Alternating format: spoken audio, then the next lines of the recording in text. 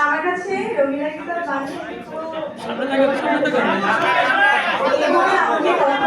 আসলে ক্যামেরার সামনে বা এই আমার একটু কাজ কাজ করলো তো বললে হয়ে যাবে এরকম আশার জায়গায় পূরণ করতে পারছে পরিপূর্ণ। আপনি যে ভাবনা থেকে কাস্টিং করছিলেন সেই জায়গাটা কতটুকু পূরণ করতে পারে সেই জায়গাটুকু তার চেয়ে বেশি হয়ে গেছে।